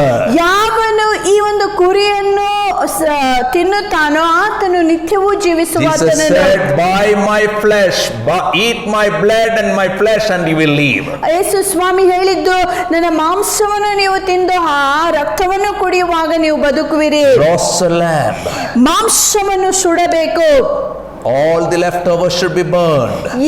ಯಾವುದಾದರೂ ಆ ಒಂದು ಕುರಿಯ ಮಾಂಸ ಉಳಿದಿದ್ದರೆ ಅದನ್ನು ನೀವು ಸುಟ್ಟಾಕಬೇಕು. Why you have to eat the lamb? ಏನಕ್ಕೆ ನೀವು ಕುರಿಯನ್ನು This ತಿನ್ನಬೇಕು? 1 year innocent lamb was killed for your sake. ಈ ಒಂದು ವರ್ಷದ ನಿರ್ದೋಷಿಯಾಗಿರುವಂತ ಮುಗ್ಧವಾದಂತ ಕುರಿಮರಿಯು ನಿಮಗಾಗಿ ಯಜ್ಞವಾಗಿ By sprinkling ಅರ್ಪಿಸಲ್ಪಟ್ಟಿತ್ತು. the blood up, down, left, right, you got the symbol cross in the main door of your house. ನಿಮ್ಮ ಮನೆಯ ಮುಖ್ಯವಾದ ದ್ವಾರದಲ್ಲಿ ನೀವು ರಕ್ತವನ್ನು ಅಡ್ಡಪಟ್ಟಿಗಳಲ್ಲಿ ಹಚ್ಚುವಂತ ಸಮಯದಲ್ಲಿ ಆ ಶಿಲುಬೆಯ ಸಂಕೇತವು ಸಹ ನಿಮಗೆ ಸಿಕ್ಕಿತು. When the destroying angel comes to your house, ಸಂಹರಿಸುವಂತ ದೂತನು ನಿಮ್ಮ ಮನೆಗಳಿಗೆ ಬರುವಾಗ the angel can see the scarlet blood in that darkness. ಆ ಒಂದು ಕತ್ತಲೆಯ ವೇಳೆಯಲ್ಲಿಯೂ ಸಹ ದೇವದೂತನು ಆ ರಕ್ತದ ಚಿಹ್ನೆಯನ್ನು ನಿಮ್ಮ ಬಾಗಿಲುಗಳ ಮೇಲೆ And such ಗುರುತಿಸುತ್ತಾನೆ. houses the destroying angel will pass all. ಮತ್ತು ಇಂಥ ಮನೆಗಳನ್ನು ನೋಡುವಾಗ ಸಂಹರಿಸುವಂತ ದೂತನು ಆ ಮನೆಗಳನ್ನು ದಾಟಿ ಮುಂದೆ ಹೋಗುತ್ತಾನೆ. Those who are in Jesus Christ are safe. ಯಾರ್ಯಾರು ಯೇಸು ಕ್ರಿಸ್ತನಲ್ಲಿದ್ದಾರೋ ಅವರು There ಸುರಕ್ಷಿತರಾಗಿದ್ದಾರೆ. is no condemnation for those who are in Christ Jesus now. ಇಂದು ಯಾರು ಕ್ರಿಸ್ತನಲ್ಲಿದ್ದಾರೋ ಅಂತವರಿಗೆ ಯಾವುದೇ ಅಪರಾಧ ದಂಡನೆ It's ಇಲ್ಲ. not about yesterday you are in Christ or tomorrow you will be, but today if he is your shepherd you are safe. ನಿನ್ನೆ ಅಲ್ಲ ನಾಳೆ ಅಲ್ಲ, ಆದ್ರೆ ಇಂದು ಯೇಸು ನಿಮಗೆ ಕುರುಬನಾಗಿದ್ದರೆ ನೀವು ಸುರಕ್ಷಿತರಾಗಿರುತ್ತೀರಿ. What else you should eat? ನೀವು ಮತ್ತಿನ್ನೇನು ಊಟ You ಮಾಡಬೇಕು? should eat bitter herbs. ಕಹಿಯಾದ ಪಲ್ಲೆಯನ್ನು ನೀವು Why ತಿನ್ನಬೇಕು. these bitter herbs? ಯಾಕೆ ಕಹಿಯಾದ ಪಲ್ಲೆಯನ್ನು These ತಿನ್ನಬೇಕು? bitter herbs will remind you ನಿಮಗೆ ಮರುಜ್ಞಾಪಿಸುವಂತ ವಿಷಯವೇನೆಂದರೆ the days, the years, the hours of slavery in Egypt. ಐಗುಪ್ತ ದೇಶದಲ್ಲಿ ನೀವು ಪಟ್ಟಂತ ಎಲ್ಲಾ ಕಷ್ಟಗಳು, ಎಲ್ಲಾ ಹಿಂಸೆಗಳನ್ನು ಈ ಒಂದು ಕಹಿ ಪಲ್ಯಗಳು ತೋರಿಸುತ್ತದೆ. You thought entering Egypt is pleasurable. ನೀವು ಅಂದುಕೊಂಡಿರಿ ಐಗುಪ್ತ ದೇಶದೊಳಗೆ ಹೋಗುವುದು ಇದು ನಮಗೆ ಸುಖಕರ ಎಂಬುದಾಗಿ. But Egypt is bondage. ಆದ್ರೆ ಐಗುಪ್ತವು ಅದು ಒಂದು ಬಂಧನ. One day you can't come out. ಒಂದು ದಿನ ನಿಮ್ಮ ಇಷ್ಟ ಬಂದ ಹಾಗೆ ಆಚೆ Days and months and ಬರುವುದಕ್ಕಾಗಲಿಲ್ಲ. years will cry, God, how long I'll be in the slavery, in the bondage of sin. ಅನೇಕ ವರ್ಷದವರೆಗೆ ನೀವು ಕೂಗುತ್ತಲೇ ಇರುತ್ತೀರಿ, ದೇವರೇ ಎಷ್ಟು ಕಾಲ ಈ ಪಾಪದಲ್ಲಿ ನಾವು ಮುಂದುವರಿಯಬೇಕು. All the ways of Egypt promise so much, but they deliver nothing. ಈ ಲೋಕವಾಗಲಿ ಐಗುಪ್ತ ದೇಶವಾಗಲಿ ಅನೇಕ ಸಂಗತಿಗಳನ್ನು ವಾಗ್ದಾನ ಮಾಡಿದರೂ ವಾಗ್ದಾನಗಳನ್ನು ಅದು ಪೂರೈಸುವುದಿಲ್ಲ. The things of the world will pass away. ಲೋಕದ ಎಲ್ಲಾ ಸಂಗತಿಗಳು ಗತಿಸಿ ಹೋಗುತ್ತವೆ. You should remember always, sin will bring you into its stains, into its pain and chains. ಯಾವಾಗಲೂ ನೆನಪಿನಲ್ಲಿಟ್ಟುಕೊಳ್ಳಬೇಕು, ಪಾಪವೆಂಬ ಈ ಒಂದು ಸಂಗತಿಯು ನಿಮ್ಮನ್ನು ಬಂಧನದಲ್ಲಿ ಇರಿಸುತ್ತದೆ, ನೋವನ್ನು ಉಂಟು ಮಾಡುತ್ತದೆ ಮತ್ತು ದೋಷ ಕಳಂಕಗಳನ್ನು ನಿಮ್ಮಲ್ಲಿ ಹುಟ್ಟಿಸುತ್ತದೆ. Bitter herbs reminds you. ಕಹಿಯಾದ ಪಲ್ಲೆಯು ನಿಮಗೆ ಮರುಜ್ಞಾಪಿಸುತ್ತದೆ. How much bitterness is suffered under the bondage of sin. ಈ ಪಾಪದ ಬಂಧನದ ಕೆಳಗೆ ಎಷ್ಟೆಲ್ಲಾ ಕಹಿ ಅನುಭವಗಳನ್ನು ನೀವು ಹೊಂದಿಕೊಂಡಿರಿ. And then you have to eat bread made without yeast. ಆ ನಂತರ ಹುಳಿ ಇಲ್ಲದ ರೊಟ್ಟಿಯನ್ನು ನೀವು Not ತಿನ್ನಬೇಕು. white bread you get in the bakery. ಈ ದಿನಗಳಲ್ಲಿ ನಮಗೆ ಬೇಕರಿಯಲ್ಲಿ ಸಿಗುವಂತ ಬ್ರೆಡ್ That ಅಲ್ಲ, is fermented bread. ಅದು ಒಂದು ಹುಳಿಯಿಂದ ಮಾಡಲ್ಪಟ್ಟಂತ You eat ರೊಟ್ಟಿ. the bread just like chapati. ನಾವು ಚಪಾತಿ ಹಾಗೆ ಮಾಡುವಂತ ರೊಟ್ಟಿಯನ್ನು Where no ತಿನ್ನಬೇಕು. fermentation agent is used. ಅಲ್ಲಿ ಹುಳಿ ಮಾಡುವುದಕ್ಕೆ ಯಾವುದೇ ಪದಾರ್ಥ You should ಉಪಯೋಗಿಸಲ್ಪಟ್ಟಿಲ್ಲ. make sure ನೀವು ಖಚಿತವಾಗಿ ನಂಬಬೇಕು. you will not take things that ferment your life. ನಿಮ್ಮ ಜೀವಿತದಲ್ಲಿ ಯಾವುದೇ ಹುಳಿ ಹುಟ್ಟದಂತೆ ನೀವು What is ನೋಡಿಕೊಳ್ಳಬೇಕು. the fermentation in Bible? ದೇವರ ವಾಕ್ಯದಲ್ಲಿ ಹುಳಿ ಏನನ್ನು ಸೂಚಿಸುತ್ತದೆ? It is sin. ಅದು ಪಾಪವಾಗಿದೆ. It is equal to sin in Bible. Bible ಅಲ್ಲಿ ನೋಡುವುದಾಗಿದ್ರೆ ಹುಳಿ ಎಂಬುದಾಗಿ ಹೇಳುವಾಗ ಅದು ಪಾಪ.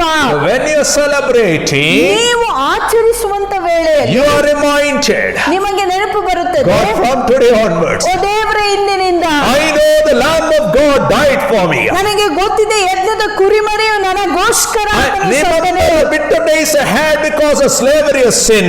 ಪಾಪದ ಆ ದಾಸತ್ವದ ಕೆಳಗೆ ನಾನು ಅನುಭವಿಸಿದಂತ ಎಲ್ಲಾ ಕಹಿ ಅನುಭವ ನನಗೆ ಗೊತ್ತಿದೆ. From today onwards, ಇಂದಿನಿಂದ ಮುಂದೆ I will be made clean ನಾನು by the ಶುದ್ಧನಾಗುತ್ತೇನೆ. blood of Jesus. ಯೇಸುವಿನ ರಕ್ತದ ಮುಖಾಂತರ I will commit myself new to my Lord. ನಾನು ನನ್ನನ್ನೇ ಪುನಃ ಶುದ್ಧೀಕರಿಸುವುದಕ್ಕೆ ನನ್ನನ್ನೇ I will commit ಒಪ್ಪಿಸಿಕೊಡುತ್ತೇನೆ. to live a sinless life, a life that pleases my Lord. ನಾನು ಪಾಪವಿಲ್ಲದಂತ ದೇವರ ಮೆಚ್ಚಿಸುವಂತ ಜೀವಿತವನ್ನು ಜೀವಿಸಲು ಬಯಸುತ್ತೇನೆ. Verse 11. 11ನೇ ವಾಕ್ಯ, How you should eat it? ನೀವು ಹೇಗೆ ಇದನ್ನು With ತಿನ್ನಬೇಕು? your cloak tucked into your belt, ನೀವು ನಿಮ್ಮ ನಡುಕಟ್ಟಿಗೆ ಬಟ್ಟೆಯನ್ನು your ಕಟ್ಟಿಕೊಂಡು sandals on your feet, ಕಾಲುಗಳಿಗೆ ಪಾದರಕ್ಷೆಗಳನ್ನು your hockey staff in your hand. ಕೈಯಲ್ಲಿ ಕೋಲನ್ನು ಹಿಡಿದುಕೊಂಡು Eat in haste. ತ್ವರೆಯಾಗಿ ಅದನ್ನು It ತಿನ್ನಬೇಕು. is the Lord's Passover. ಅದೇ ಯೆಹೋವನ ಪಸ್ಕ.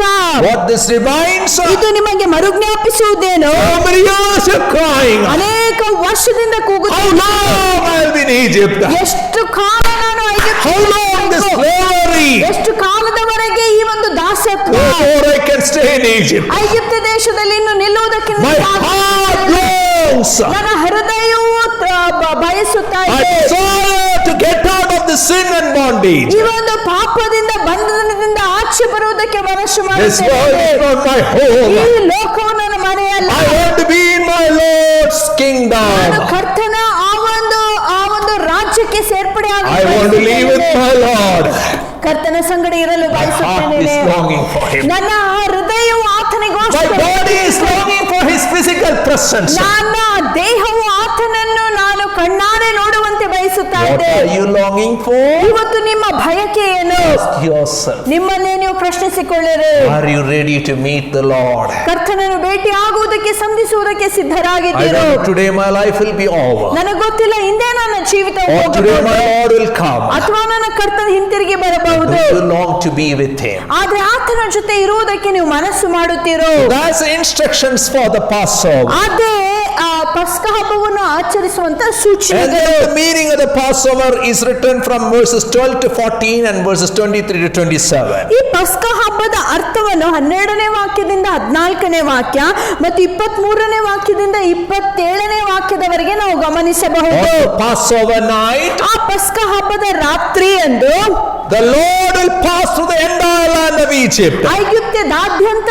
ದೇವರು ತಾನೇ ಚಲಿಸಲಿಕ್ಕಿದ್ದಾನೆ. Verse 12. 12ನೇ God ವಾಕ್ಯ, will strike down every firstborn of the houses where there is no cross symbol. ಎಲ್ಲಿ ಶಿಲುಬೆಯ ಆ ಒಂದು ಚಿಹ್ನೆ ಕಾಣಿಸುವುದಿಲ್ಲವೋ ಅಂತ ಮನೆಯಲ್ಲಿರುವಂತ ಎಲ್ಲಾ ಚೊಚ್ಚಲನ್ನು ದೇವರು Verse ಸಂಹರಿಸಲಿಕ್ಕಿದ್ದಾನೆ. 13 and verse 23. 13-23ನೇ ವಾಕ್ಯ, When the Lord sees the blood, ದೇವರು ಈ ಒಂದು ರಕ್ತವನ್ನು ನೋಡುವಾಗ He will pass over every house which is accepted the cross, the work of cross at Calvary. ಯಾರ್ಯಾರು ಆ ಕಲ್ವಾರಿಯ ಶಿಲುಬೆಯ ಕಾರ್ಯವನ್ನು ಸ್ವೀಕರಿಸಿದ್ದಾರೋ ಅಂಥವರ ಮನೆಗಳನ್ನು ದಾಟಿ ಆತನ ಮುಂದೆ ಹೋಗುವ God ಆತನಾಗಿದ್ದಾನೆ. ಆತನ ಮುಂದೆ ಹೇಳುವಂತ Every ವಿಷಯ, year.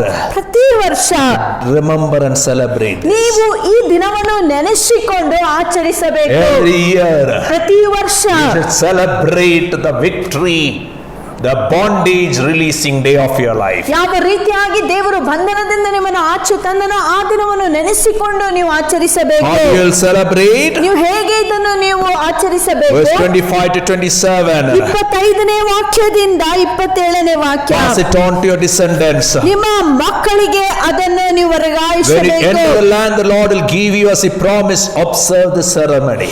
ದೇವರು ವಾಗ್ದಾನ ಮಾಡಿರುವಂತ ವಾಗ್ದಾನ ದೇಶವನ್ನು ನಿಮಗೆ ಅನುಗ್ರಹಿಸಿ ಕೊಡುವಾಗ ಈ ಹಬ್ಬವನ್ನು ನೆನೆಸಿಕೊಂಡು ಆಚರಿಸಬೇಕು. Out of bondage ಬಂಧನದಿಂದ into ಆಚೆ the marvelous light. ಆತನು ಬೆಳಕಿಗೆ ನಮ್ಮನ್ನು And God will ತಂದಿದ್ದಾನೆ. settle you one day. ಒಂದು ದಿನ ದೇವರು God will bless you one day. ಒಂದು ದಿನ ದೇವರು ನಿಮ್ಮನ್ನು Where you'll ಆಶೀರ್ವದಿಸುತ್ತಾನೆ. remember no more your pain, your struggles in Egypt. ಐಗುಪ್ತ ದೇಶದಲ್ಲಿ ಅನುಭವಿಸಿರುವಂತ ಎಲ್ಲಾ ಕಷ್ಟ ಉಪದ್ರಗಳನ್ನು ನೀವು ನೆನೆಸುವುದಿಲ್ಲ. And then your children will ask you, ಆನಂತರ ನಿಮ್ಮ ಮಕ್ಕಳು ನಿಮಗೆ ಹೀಗೆ what did ಕೇಳ್ತಾರೆ, this ceremony mean to you, daddy and mommy? ಅಮ್ಮ ಈ ಒಂದು ಹಬ್ಬದ ಅರ್ಥ ಏನೆಂಬುದಾಗಿ ಕೇಳುವಾಗ Then tell them, ಆಗ ನೀವು ಹೇಳಿರಿ, It is a Passover sacrifice to the Lord. ಇದು ಯೇಸು ಕ್ರಿಸ್ತನಿಗೆ ದೇವರಿಗೋಸ್ಕರ ಮಾಡಿರುವಂತ ಪಸ್ಕ Who ಹಬ್ಬ. passed over the houses of Israelites in Egypt ಐಗುಪ್ತ ದೇಶದಲ್ಲಿರುವಂತ ಇಸ್ರಾಯೇಲ್ ಮನೆಗಳನ್ನು ಆತನು and ದಾಟಿ spared ಹೋದನು. homes when he struck down the Egyptians.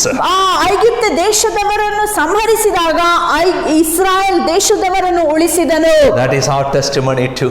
ಅದು ನಮ್ಮ ಸಾಕ್ಷಿ ಸಹ ಆಗಿರುತ್ತದೆ. Failed in many tests. ನಾವು ಅನೇಕ ಪರೀಕ್ಷೆಗಳಲ್ಲಿ ಸೋತು We ಹೋಗಿದ್ದೇವೆ. became in bondage. ನಾವು ಬಂಧನದಲ್ಲಿ ಬಂದೆವು. Sin is very terrific. ಈ ಒಂದು ಪಾಪ ಎಂಬುದು We ಭಯಂಕರವಾದದ್ದು. could choose sin but not the consequences. ನಾವು ಅನೇಕ ಸಾರಿ ಪಾಪ ಆರಿಸಿಕೊಳ್ಳಬಹುದು, ಆದರೆ ಅದರ ಪರಿಣಾಮಗಳನ್ನು ಅನುಭವಿಸಲು ಬಯಸಲ್ಲ. When you buy idli and vada, you will get sambar and chutney freely. ನಾವು ನೋಡುತ್ತೇವೆ, ಇಡ್ಲಿ ವಡಾನು ನಾವು ಖರೀದಿಸುವಾಗ ಅದರ ಜೊತೆಗೆ ಸಾಂಬಾರ್ ಮತ್ತು ಚಟ್ನಿಯನ್ನು ಅವರು ಉಚಿತವಾಗಿ ಕೊಡುತ್ತಾರೆ. And when you choose sin, ನೀವು ಪಾಪವನ್ನು ಆರಿಸಿಕೊಳ್ಳುವಾಗ pain, stain, guilt, everything will come together. ಅದರ ಜೊತೆಯಲ್ಲಿ ಅದರ ಪರಿಣಾಮಗಳು ಅಂದರೆ ಪಾಪದಿಂದ ಉಂಟಾಗುವಂತ ನೋವುಗಳು, ಕಳಂಕ, ದೋಷಗಳೆಲ್ಲ ನಿಮಗೆ ಬರುತ್ತವೆ. One day you should be able to tell, ಒಂದು ದಿನ ನಿಮಗೆ ಹೀಗೆ ಹೇಳಲು ಸಾಧ್ಯವಾಗಬೇಕು, children, we were in the bondage. ಮಕ್ಕಳೇ, ಒಂದಾನೊಂದು ಕಾಲದಲ್ಲಿ ನಾವು And we ಬಂಧನದಲ್ಲಿದ್ದೆವು, accepted Jesus Christ as Savior and Lord. ಆದ್ರೆ ಯೇಸು ಕ್ರಿಸ್ತನನ್ನು ಸ್ವಂತ ರಕ್ಷಕನಾಗಿ ನಾವು His ಅಂಗೀಕರಿಸಿಕೊಂಡಾಗ blood cleanses from every sin. ಆತನ ರಕ್ತವು ನಮ್ಮನ್ನು ಸಕಲ ಪಾಪದಿಂದ We are free ಶುದ್ಧೀಕರಿಸಿತ್ತು. to serve our Lord today. ಇವತ್ತು ದೇವರ ಸೇವೆಯನ್ನು ಮಾಡುವುದಕ್ಕೆ ಬಿಡುಗಡೆ All ಹೊಂದಿದ್ದೇವೆ. what we are today is because of His grace. ಇವತ್ತು ನಾವು ಏನಾಗಿದ್ದೆವು ಆತನ ಕೃಪೆಯಿಂದಲೇ. And that's why we are celebrating it today. ಆದ್ದರಿಂದ ಪಸ್ಕ ಹಬ್ಬವನ್ನು ಆಚರಿಸುತ್ತೇವೆ. And Every time we take communion, ಪ್ರತಿ ಸಾರಿ ನಾವು ಈ ಒಂದು ಕರ್ತನ ಭೋಜನದಲ್ಲಿ we ಪಾತ್ರ are ತೆಗೆದುಕೊಳ್ಳುವಾಗ reenacting the meal of cross. ನಾವು ನೋಡ್ತೇವೆ ಶಿಲುಬೆಯ ಮೇಲೆ ನಡೆದಂತ ಆ ಸಂಗತಿಯನ್ನು ಪುನಃ ರಚನೆ We are ಮಾಡುತ್ತಿದ್ದೇವೆ. retelling the story to our descendants, ನಾವು ನಮ್ಮ ಸಂತಾನಕ್ಕೆ ಈ ಕಥೆಯನ್ನು ಪುನಃ so ಹೇಳುತ್ತಿದ್ದೇವೆ. that our children will not go to Egypt again. ಯಾಕಂದ್ರೆ ಈ ನಿಮಿತ್ತವಾಗಿ ನಮ್ಮ ಮಕ್ಕಳು ಐಗುಪ್ತದೊಳಗೆ They will ಹೋಗಬಾರದು. remain under the covering of the blood of Jesus. ಅವರು ಯೇಸು ಕ್ರಿಸ್ತನ ರಕ್ತದ ಅಡಿಯಲ್ಲೇ ಇರಬೇಕು. They will not move from the house of the Lord. ಕರ್ತನ ಮನೆಯನ್ನು ಬಿಟ್ಟು ಹೋಗದಂತೆ ಅವರು They will ಎಚ್ಚರವಾಗಿ walk in the presence of the Lord forever and ever. ನಿತ್ಯಕ್ಕೂ ದೇವರ ಪ್ರಸನ್ನತೆಯಲ್ಲಿ ಅವರು And then ನಡೆಯುವರಾಗಿರಬೇಕು. God introduces ಆ ನಂತರ ದೇವರು ಪರಿಚಯ the ಮಾಡಿಕೊಡುತ್ತಾನೆ. festival of unleavened bread. ಹುಳಿಯಿಲ್ಲದ ರೊಟ್ಟಿಯ ಹಬ್ಬ. Verse 14 to 20. 14ನೇ ವಾಕ್ಯದಿಂದ 20ನೇ ವಾಕ್ಯ. Passover is a one-day celebration. Verse 14. 14ನೇ ವಾಕ್ಯ ಪಸ್ಕ ಹಬ್ಬ ಒಂದೇ ಒಂದು ದಿನ ನಾವು ಆಚರಿಸುವಂತ ಹಬ್ಬವಾಗಿದೆ. Verse 15. 15ನೇ ವಾಕ್ಯ. After Passover 7 days, you are to celebrate the unleavened bread festival by removing the yeast from every house for 7 days. 15ನೇ ವಾಕ್ಯ ನೋಡುವುದಾಗಿದ್ರೆ 7 ದಿನಗಳವರೆಗೆ ನಾವು ಹುಳಿಯಿಲ್ಲದ ರೊಟ್ಟಿಯ ಹಬ್ಬವನ್ನು ಆಚರಿಸಬೇಕು. ಈ ದಿನ ಈ 7 ದಿನದವರೆಗೆ ಯಾವುದೇ ಹುಳಿಯು ಯಾರ ಮನೆಯಲ್ಲಿ ಕಂಡು ಬರಬಾರದು. Thoroughly search every house, every family to see that sin is in the personal life, sin is in the family members, sin is in the community. Get rid of all that, because God is releasing His freedom into your life. You are going to be released out of bondage. ಈ 7 ದಿನದವರೆಗೆ ಪ್ರತಿಯೊಬ್ಬರು ತಮ್ಮ ಮನೆಯಲ್ಲೂ ಪರಿಶೀಲಿಸಬೇಕು. ವ್ಯಕ್ತಿಗತ ಜೀವಿತದಲ್ಲಿ, ಕುಟುಂಬದಲ್ಲಿ, ಯಾವುದೇ ಕೋಣೆಯಲ್ಲಿಯೂ ಸಹ ಪಾಪವಿರುವುದಾಗಿದ್ದರೆ ಆ ಪಾಪದಿಂದ ಜನರು ಬಿಡುಗಡೆ ಹೊಂದಬೇಕು.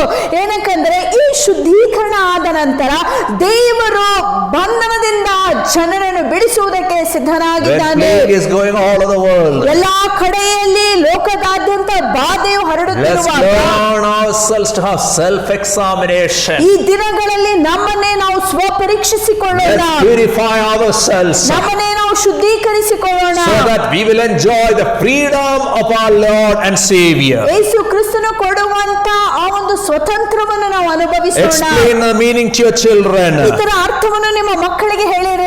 And in the context of immorality, ಮತ್ತು ಅನಿತ್ಯ ಆ ಒಂದು ಸಂಗತಿಯಲ್ಲಿ Paul writes to 1 Corinthians chapter 5, 7 and 8. ಪೌಲನು 1 ಕೊರಿಂಥ 5ನೇ ಅಧ್ಯಾಯ 7, 8ರಲ್ಲಿ Let us enjoy the Passover and the sprinkled blood. ಈ ಒಂದು ಪಸ್ಕ ಹಬ್ಬವನ್ನು ಮತ್ತು ಈ ಒಂದು ರಕ್ತ ಪ್ರೋಷಣೆ ಹಬ್ಬವನ್ನು ಮಾಡಿಕೊಳ್ಳೋಣ. How? ಹೇಗೆ? By removing malice and wickedness from our life. ದುಷ್ಟತನವನ್ನು, ಕೆಡುಕುತನವನ್ನು ನಮ್ಮ ಜೀವಿತದಿಂದ ತೆಗೆದು Here are ಹಾಕಬೇಕು. people who are saying they belong to Christ. ಇಲ್ಲಿರುವಂತ ಜನರು ಹೇಳುತ್ತಾರೆ ನಾವು ಕ್ರಿಸ್ತನಿಗೆ In 1 ಸೇರಿಕೊಂಡಿದ್ದೇವೆ. Corinthians chapter 5, one fellow is enjoying his father's wife. 1 ಕೊರಿಂಥ 5ನೇ ಅಧ್ಯಾಯದಲ್ಲಿ ನಾವು ನೋಡುವುದಾಗಿದ್ದರೆ ಒಬ್ಬ ಮನುಷ್ಯನು ಆತನ ತಂದೆಯ ಹೆಂಡತಿಯೊಟ್ಟಿಗೆ ಸಂಬಂಧವನ್ನು But when you ಬೆಳೆಸಿದ್ದಾನೆ. celebrate in the Passover, ಆದ್ರೆ ನೀವು ಪಸ್ಕ ಹಬ್ಬ remove ಆಚರಿಸುವಾಗ that wickedness out of your family, your personal life, from your community. ಇಂತಹ ದುಷ್ಟತನವನ್ನು ನಿಮ್ಮ ಕುಟುಂಬದಿಂದ, ನಿಮ್ಮ ಸಮುದಾಯದಿಂದ, ನಿಮ್ಮ ದೇಶದಿಂದ ತೆಗೆದು And ಹಾಕಬೇಕು. Paul says, ಆನಂತರ ಪೌಲನು ಹೇಳುತ್ತಾನೆ, replace it with sincerity and truth. ಇದರ ಬದಲಾಗಿ ನಿಮ್ಮಲ್ಲಿ ಯಥಾರ್ಥತೆಯು ಮತ್ತು ಸತ್ಯವು Where ಬರಬೇಕು. are sincere Christians? ಇಂಥ ಯಥಾರ್ಥ ಕ್ರೈಸ್ತರಲ್ಲಿದ್ದಾರೆ. These are the days of mask.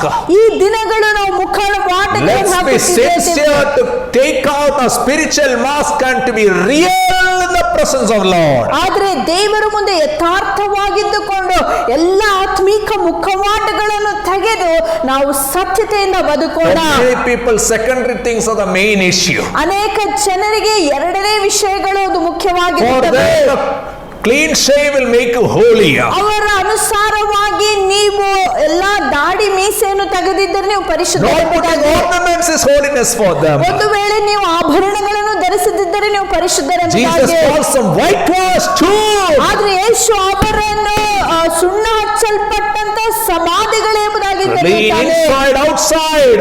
ನಾವು ಒಳಗೂ ಮತ್ತು ಹೊರಗೂ ಶುದ್ಧರಾಗಿರಬೇಕು. Unless you clean inside, there is no meaning you clean all outside. That is nonsense. ಒಂದು ವೇಳೆ ಮನೆ ಹೊಲಸಿಟ್ಟು ಆಚೆ ನೀವು ಅದನ್ನು ಸ್ವಚ್ಛ ಮಾಡಿದರೆ ಅದಕ್ಕೆ ಯಾವ ಪ್ರಯೋಜನವಿಲ್ಲ. Sincerity and truth. ಯಥಾರ್ಥತೆ ಮತ್ತು ಸತ್ಯತೆ. When truth comes in your life, ಸತ್ಯವು ನಿಮ್ಮ ಜೀವಿತದೊಳಗೆ there is ಬರುವಾಗ no place for lust. ಅಲ್ಲಿ ಮೋಹಕ್ಕೆ There is ಸ್ಥಳವಿಲ್ಲ, no place for greed. ಅಲ್ಲಿ ದುರಾಸೆಗೆ There is ಸ್ಥಳವಿಲ್ಲ, no place for envy. ಅಲ್ಲಿ ಹೊಟ್ಟೆ ಕಿಚ್ಚಿಗೆ There is ಸ್ಥಳವಿಲ್ಲ, no place for fighting. ಜಗಳಕ್ಕೆ ಆಸ್ಪದವಿಲ್ಲ, There is no place for adultery. ವ್ಯಭಿಚಾರಕ್ಕೆ You ಆಸ್ಪದವಿಲ್ಲ. transformed inside, outside. ಒಳಗೂ ಮತ್ತು ಹೊರಗೂ ನೀವು ಪರಿವರ್ತನೆಯನ್ನು ಹೊಂದುತ್ತೀರಿ. Let's learn to remove the yeast from our homes. ನಮ್ಮ ಮನೆಗಳಿಂದ ಹುಳಿಯನ್ನು ತೆಗೆದು ಹಾಕುವುದಕ್ಕೆ ನಾವು ಕಲಿಯಬೇಕು. Eat the Passover meal in haste. ನೀವು ತ್ವರೆಯಾಗಿ ಈ ಒಂದು ಪಸ್ಕ ಹಬ್ಬದ ಊಟವನ್ನು That ಮಾಡಬೇಕು. reminds us ಅದರ ಅರ್ಥ there is no ಇಷ್ಟೇ. time for doubt to rise. ಈಗ ಸಂದೇಹಕ್ಕೆ ಸಮಯವೇ ಇಲ್ಲ. Why? ಏಕೆ? The one who is coming is already very close to us. ಬರುವಾತನು ಅತಿ He'll ಸಮೀಪದಲ್ಲಿದ್ದಾನೆ. come any moment. ಆತನು ಯಾವುದೇ ಕ್ಷಣದಲ್ಲಿ ಬರಬಹುದು. Don't make a provision for sin. ಪಾಪಕ್ಕೆ ನೀವು ಅವಕಾಶವನ್ನು ಕೊಡಬೇಡಿರಿ. Why? ಏಕೆ? Because midnight cry is coming. ಯಾಕಂದ್ರೆ ಮಧ್ಯರಾತ್ರಿಯ ಕೂಗು ಕೇಳಿಸುತ್ತಾ ಇದೆ. Any moment the master will come. ಯಾವುದೇ ಕ್ಷಣದಲ್ಲಿ ಯಜಮಾನನು ಬರಬಹುದು. Timing is a secret. ನಾವು ನೋಡ್ತೇವೆ ಆ ಒಂದು ಕಾಲಾವಧಿ, ಆ ಒಂದು ಸಮಯವನ್ನು But ದೇವರು he will ಹೇಳಿಲ್ಲ. come visibly. ಆದರೆ ಆತನು ಎಲ್ಲರಿಗೂ All will come to know his coming. ಆತನು ಬಂದಿದ್ದಾನೆಂದು ಇಡೀ ಲೋಕಕ್ಕೆ ಗೊತ್ತಾಗುತ್ತದೆ. But many will miss going with him. ಆದ್ರೆ ಅನೇಕರು ಆತನ ಜೊತೆಗೆ ಹೋಗುವುದನ್ನು ತಪ್ಪಿಸಿಕೊಳ್ಳುತ್ತಾರೆ. Many will worship in the same church. ಅನೇಕರು ಒಂದೇ ಸಭೆಯಲ್ಲಿ ಆರಾಧನೆ ಮಾಡುತ್ತಾರೆ. But some will not be there when he comes. ಆದ್ರೆ ಆತನು ಬರುವಾಗ ಕೆಲವರು ತಪ್ಪಿಸಿಕೊಳ್ಳುತ್ತಾರೆ. Verse 27. 27ನೇ ವಾಕ್ಯ. 27 last part. Then the people bow down and worship. ಆನಂತರ ಜನರು ತಲೆಬಾಗಿ ಆರಾಧನೆ ಮಾಡಿದರು. Many people worship. ಅನೇಕರು ಆರಾಧನೆ ಮಾಡಿದರು. What a beautiful to hear prophecy. ಈ ಒಂದು ಪ್ರವಾದನೆಗಳನ್ನು ಕೇಳಿಸಿಕೊಳ್ಳುವುದು Very ಮನೋಹರವಾಗಿರುತ್ತದೆ. beautiful to hear the deliverance. ಬಿಡುಗಡೆ ಕುರಿತಾಗಿ ಕೇಳಿಸಿಕೊಳ್ಳುವುದು ಸಂತೋಷದ ವಿಷಯ. Many people bow down and worship. ಅನೇಕರು ತಲೆಬಾಗಿ ಆರಾಧನೆ ಮಾಡಿದರು. But those who never took the instruction seriously and followed in obedience, all of them were killed. Death happened in such homes. ಆದ್ರೆ ಯಾರ್ಯಾರು ದೇವರಿಗೆ ವಿಧೇಯರಾಗಲಿಲ್ಲವೋ ಅಂಥವರ ಮನೆಯಲ್ಲಿ ಅದೇ ರಾತ್ರಿ ಮರಣವು ಸಂಭವಿಸಿತು. Singing, praising God, all is good. I'll bless the Lord at all times. ಹಾಡುವುದು, ಸ್ತುತಿ ಅರ್ಪಿಸುವುದು, ಯೆಹೋವನನ್ನು ಸದಾಕಾಲ ನಾನು ಕೊಂಡಾಡುತ್ತೇನೆ. But if you are not loving God and walking in obedience, let me remind you, all your singing, all the forms of worship will reduce into rituals, and you will miss out when Christ comes. ಒಂದು ವೇಳೆ ಯಥಾರ್ಥವಾಗಿ ನೀವು ಕರ್ತನನ್ನು ಪ್ರೀತಿಸದೆ ಆತನ ಆಜ್ಞೆಗಳನ್ನು ಕೈಕೊಂಡು ನಡೆಯದಿದ್ದರೆ ನಿಮ್ಮ ಹಾಡುಗಳಾಗಲಿ ಆರಾಧನೆಯ ಪ್ರತಿಯೊಂದು ಸಂಗತಿಗಳೆಲ್ಲ ಅದು ಕೇವಲ ಸಂಪ್ರದಾಯವಾಗಿ ಮಾತ್ರವೇ ಉಳಿದುಕೊಳ್ಳುತ್ತವೆ. Every crossless house will be targeted. ಯಾವ್ಯಾವ ಮನೆಯಲ್ಲಿಯೂ ಶಿಲುಬೆವಿಲ್ಲವೋ ಅಂತಹ ಮನೆಯಲ್ಲಿ ಮರಣ. God of the Bible teaches us, anyone want to follow Jesus Christ, they have to take the cross. ದೇವರ ವಾಕ್ಯದಲ್ಲಿ ಆತ ನಮಗೆ ಉಪದೇಶಿಸುವಂತ ವಿಷಯವೇನೆಂದರೆ, ಯಾವನಾದರೂ ಕ್ರಿಸ್ತನನ್ನು ಹಿಂಬಾಲಿಸಲು ಮನಸ್ಸು ಮಾಡಿದರೆ ಆತನು ತನ್ನ ಶಿಲುಬೆಯನ್ನು ಎತ್ತುಕೊಂಡು ನನ್ನ ಹಿಂದೆ ಬರಲಿ. Bible is not teaching health, wealth, prosperity if you follow Christ. ಕ್ರಿಸ್ತನನ್ನು ನೀವು ಹಿಂಬಾಲಿಸಿದರೆ ನಿಮಗೆ ಯಾವಾಗಲೂ ಒಳ್ಳೆ ಆರೋಗ್ಯ, ಸಮೃದ್ಧಿ, ಶಾಂತಿ ಎಲ್ಲಾ ಸಿಗುತ್ತದೆ ಎಂಬುದಾಗಿ ದೇವರ ವಾಕ್ಯ More than ಹೇಳುತ್ತಿಲ್ಲ. 112 times God's word says, blessed are the obedient, blessed are the people who suffer for righteousness, blessed are the pure in the eyes. And all the blessed statements is not in terms of health, wealth, prosperity. 112 ವಾಕ್ಯಗಳ ಈ ರೀತಿಯಾಗಿ ಬರೆಯಲ್ಪಟ್ಟಿದೆ. ಶುದ್ಧನಾಗಿರುವಾತನು ಧನ್ಯನು, ದೇವರ ವಾಕ್ಯವನ್ನು ಕೈಗೊಂಡು ನಡೆಯುವಾತನು ಧನ್ಯನು ಎಂಬುದಾಗಿ ಅನೇಕ ವಿಷಯಗಳು, ಆತನ ಆಜ್ಞೆಗಳನ್ನು ಪಾಲಿಸುವವರು ಧನ್ಯರೆಂಬುದಾಗಿ ಬರೆಯಲ್ಪಟ್ಟಿದೆ. ಅದರ ಬದಲಾಗಿ ದೇವರನ್ನು ನೀವು ಹಿಂಬಾಲಿಸಿದರೆ ನಿಮಗೆ ಕೇವಲ ಹಿತ ಆಗುತ್ತದೆ ಎಂಬುದಾಗಿ ಬರೆಯಲ್ಪಟ್ಟಿಲ್ಲ. That's what Jesus said. ಅದರಿಂದ ಯೇಸು ಹೇಳಿದಂತ ಮಾತು, That day many will come and knock. ಆ ದಿನ ಅನೇಕರು ಬಂದು ತಟ್ಟುತ್ತಾರೆ. but they will miss out. ಆದ್ರೆ ಅವರು Door ತಪ್ಪಿಸಿಕೊಳ್ಳುತ್ತಾರೆ, will be closed. ಆ ಬಾಗಿಲು ಮುಚ್ಚಲ್ಪಡುತ್ತದೆ. That's why few will enter through the narrow way. ಆದ್ದರಿಂದ ಕೆಲವರು ಮಾತ್ರವೇ ಇಕ್ಕಟ್ಟಿನ ಬಾಗಿಲದ ಮುಖಾಂತರ ಹಾದು You and ಬರುತ್ತಾರೆ. me is challenged by God to enter through the narrow way. ದೇವರು ನಮಗೆ ಈ ಬೆಳಗಿನ ಹೊತ್ತಾರೆಯಲ್ಲಿ ಕೊಡುವಂತ ಸವಾಲೇನೆಂದ್ರೆ ಇಕ್ಕಟ್ಟಾದ ಬಾಗಿಲ ಮುಖಾಂತರ ನೀವು If you don't ಪ್ರವೇಶಿಸಿರಿ. enter through the narrow way, take up your cross. ಒಂದು ವೇಳೆ ಇಕ್ಕಟ್ಟಾದ ಬಾಗಿಲದ ಮುಖಾಂತರ ನೀವು ಪ್ರವೇಶಿಸದಿದ್ದರೆ Then you will miss God's blessing. ಆಗ ನೀವು ದೇವರ ಆಶೀರ್ವಾದಗಳನ್ನು Many ತಪ್ಪಿಸಿಕೊಳ್ಳುತ್ತೀರಿ. people are saying, ಅನೇಕರು ಹೀಗೆ I am ಹೇಳುತ್ತಿದ್ದಾರೆ, in Egypt. ನಾನು ಐಗುಪ್ತದಲ್ಲಿದ್ದೇನೆ, I accepted the cross. ನಾನು ಶಿಲುಬೆಯನ್ನು ಸ್ವೀಕರಿಸಿದೆ, I want to still remain in Egypt. ಐಗುಪ್ತದಲ್ಲೇ ನಾನು ಇರಲು ಮನಸ್ಸು ಮಾಡುತ್ತೇನೆ. If you are not moving out of Egypt, ಒಂದು ವೇಳೆ ಐಗುಪ್ತವನ್ನು ನೀವು ಬಿಟ್ಟು ಬರದಿದ್ದರೆ, if you are not moving along with God's people, ದೇವರ ಜನರೊಟ್ಟಿಗೆ ನೀವು ಪ್ರವಾಸ ಮಾಡದಿದ್ದರೆ, you will perish with all the worldly people. ಲೋಕದ ಜನರ ಸಹಿತವಾಗಿ ಅವರ ಜೊತೆಯಲ್ಲೇ ನೀವು When you go ಸಂಹರಿಸಲ್ಪಡುತ್ತೀರಿ. through the wilderness, ನೀವು ಅರಣ್ಯ ಪ್ರದೇಶದಲ್ಲಿ you will not ಆಗುವಾಗ have so many things of Egypt, ಐಗುಪ್ತ ದೇಶದಲ್ಲಿರುವಂತ ಅನೇಕ ಸಂಗತಿ ನಿಮಗೆ ಸಿಗಲ್ಲ. but you will have unusual presence of Lord in your life. ಆದ್ರೆ ದೇವರ ವಿಶೇಷವಾದಂತ ಪ್ರಸನ್ನತೆ ನಿಮ್ಮ ಜೀವಿತದಲ್ಲಿ ಇರುತ್ತದೆ. God says, ದೇವರು ಹೀಗೆ ಹೇಳುತ್ತಾನೆ, verse 12, 12ನೇ I'll ವಾಕ್ಯ, bring judgment on all the gods of Egypt. ಐಗುಪ್ತ ಜನರ ಎಲ್ಲಾ ದೇವತೆಗಳ ಮೇಲೆ ನಾನು ನ್ಯಾಯ When God ತೀರಿಸಲಿಕ್ಕಿದ್ದೇನೆ. brings judgment on all the things people worship, ಜನರು ಆರಾಧಿಸುವಂತ ಎಲ್ಲಾ ವಿಷಯಗಳ ಮೇಲೆ ದೇವರು ನ್ಯಾಯ ತೀರಿಸುವಾಗ you will understand. ನಿಮಗೆ ಒಂದು Materialism ಗೊತ್ತಾಗುತ್ತದೆ, will not help us. ಲೋಕದ ಸಂಪತ್ತು ನಮಗೆ ಸಹಾಯ Influence won't ಮಾಡಲ್ಲ. help us. ಲೋಕದಲ್ಲಿ ಇರುವಂತ ಪ್ರಭಾವಗಳು ಸಹಾಯ Coming ಮಾಡಲ್ಲ. days, ಮುಂಬರುವಂತ ದಿನಗಳು Nothing will be safe anywhere. ಎಲ್ಲಿಯೂ ಸುರಕ್ಷಿತವಾಗಿದೆ ಎಂಬುದಾಗಿ ಹೇಳೋದಕ್ಕಾಗಲ್ಲ. Money will not help us. ಹಣವು ನಮಗೆ ಸಹಾಯ ಮಾಡಲ್ಲ. Vaccination, I did my vaccination. I said 2 days back, my second dose I took. 2 ದಿನಗಳ ಹಿಂದೆ 2ನೇಯ ಲಸಿಕೆಯನ್ನು ಸಹ ನಾನು ಮಾಡಿಸಿಕೊಂಡೆ. But I know one thing. ಅದು ನನಗೊಂದು ವಿಷಯ ಗೊತ್ತಿದೆ, My vaccination will not guarantee my life. ನನ್ನ ಲಸಿಕೆ ಹಾಕಿಸಿಕೊಂಡಿದ್ದೇನೆ ಎಂಬುದಾಗಿ ನಾನು ಬದುಕುತ್ತೇನಂತ ಅರ್ಥವಲ್ಲ. Nothing will be safe in this ಈ world. ಲೋಕದಲ್ಲಿ ಯಾವುದೇ ಸುರಕ್ಷಿತವಾಗಿದೆ A ಅಂತ great ಹೇಳಕ್ಕಾಗಲ್ಲ. revival is coming. ಒಂದು ದೊಡ್ಡ ಉಜ್ಜೀವನ A great ಬರಲಿಕ್ಕಿದೆ. persecution is coming. ಒಂದು ದೊಡ್ಡ ಹಿಂಸೆ ಕಾಲ But ಬರಲಿಕ್ಕಿದೆ. one who is in the Lord, ಆದ್ರೆ ಯಾವನು ಕ್ರಿಸ್ತನಲ್ಲಿದ್ದಾನೋ he will be safe. ಆತನು The ಸುರಕ್ಷಿತನಾಗಿದ್ದಾನೆ. great and terrible day of the Lord is ahead. ದೇವರ ಮಹಾ ದಿನವು ನ್ಯಾಯ ತೀರ್ಪಿನ ದಿನವು ಬರಲಿಕ್ಕಿದೆ. Very exciting days. ಆದ್ರೆ ಅದು ಉತ್ಸಾಹದ ದಿನ ಸಹ Days of ಆಗಿದೆ. unusual presence of Lord is going to happen. ದೇವರ ವಿಶೇಷವಾದ ಪ್ರಸನ್ನತೆಯ ದಿನಗಳು ಬರಲಿಕ್ಕಿದೆ. India will see mighty things. Bharat ದೇಶವು ಅನೇಕ ಅದ್ಭುತಗಳನ್ನು ನೋಡುತ್ತದೆ. Church will be refined. ಸಭೆಯು Church will be ಶುದ್ಧೀಕರಿಸಲ್ಪಡುತ್ತದೆ. revived. ಸಭೆಯು ಜೀವನ God will ಹೊಂದುತ್ತದೆ. go through India. ದೇವರು ಭಾರತ ದೇಶದಲ್ಲಿ ಆತನ ಚಲಿಸುತ್ತಾನೆ. But these are the days. ಆದ್ರೆ ಈ ದಿನಗಳು Examine yourself. ನಿಮ್ಮನ್ನೇ ನೀವು ಪರೀಕ್ಷಿಸಿಕೊಳ್ಳಿರಿ. Be in the presence of Lord. ದೇವರ ಪ್ರಸನ್ನತೆಯಲ್ಲಿ ನಿರಂತರವಾಗಿ Purge out of every sin yeast in your life. ನಿಮ್ಮ ಜೀವಿತದಲ್ಲಿ ಪಾಪವೆಂಬ ಹುಳಿಯಿಂದ ನೀವು ಬಿಡುಗಡೆ ಹೊಂದಿರಿ. And commit yourself to the Lord. ನಿಮ್ಮನ್ನೇ ನೀವು ಕರ್ತನಿಗೆ ಒಪ್ಪಿಸಿಕೊಡಿರಿ. And to be safe in the everlasting arms. ಕರ್ತನ ಆ ಒಂದು ಅತ್ಯಮೂಲ್ಯವಾದ ಹಸ್ತದಲ್ಲಿ ಸುರಕ್ಷಿತವಾಗಿರುವುದಕ್ಕೆ May God help each one of us ದೇವರು ತಾನೇ ನಮ್ಮೆಲ್ಲರಿಗೆ ಸಹಾಯ ಮಾಡಲಿ. to celebrate the Passover every day. ಪ್ರತಿ ನಿತ್ಯವೂ ಪಸ್ಕ ಹಬ್ಬವನ್ನು ಆಚರಿಸುವುದಕ್ಕೆ And celebrate the sprinkling of blood. ಈ ಒಂದು ರಕ್ತ ಪ್ರೋಷಣೆಯನ್ನು ಪ್ರತಿದಿನ ನಾವು ಆಚರಿಸುವುದಕ್ಕೆ Sprinkling the blood of that sinless Lamb Jesus Christ. ನಿರ್ದೋಷಿಯಾದ ಯೇಸು ಕ್ರಿಸ್ತನ ರಕ್ತ ಪ್ರೋಕ್ಷಣೆಯನ್ನು ನಾವು ಹೊಂದಿಕೊಳ್ಳುವುದಕ್ಕೆ And live a life that is pleasing to your Master who is resurrected. ಪುನರುತ್ಥಾನ ಹೊಂದಿದಂಥ ದೇವರನ್ನು ಮೆಚ್ಚಿಸುವುದಕ್ಕಾಗಿ ಪರಿಶುದ್ಧ ಜೀವಿತವನ್ನು May God ಜೀವಿಸುವುದಕ್ಕಾಗಿ bless all of us. ದೇವರು ತಾನೇ ನಮ್ಮೆಲ್ಲರನ್ನು ಆಶೀರ್ವಾದ ಮಾಡಲಿ. Even this morning, if the Lord has spoken to us, let us wash away every sin that will cause us to get away from the presence of God. ಬೆಳಗಿನ ಹೊತ್ತಲ್ಲಿ ದೇವರು ನಮ್ಮ ಸಂಗಡ ಮಾತನಾಡಿರುವ ಪ್ರಕಾರ ನಮಗೆ ಯಾವುದೇ ಪಾಪ ಇರುವುದಾಗಿದ್ದರೆ ಯೇಸುವಿನ ಅಮೂಲ್ಯವಾದ ರಕ್ತದಿಂದ ಅದು ತೊಳೆಯಲ್ಪಡುವುದಕ್ಕಾಗಿ ಹಾಡನ್ನು ಹಾಡಿ ನಾವು ಪ್ರಾರ್ಥನೆ ಮಾಡಿಕೊಳ್ಳೋಣ.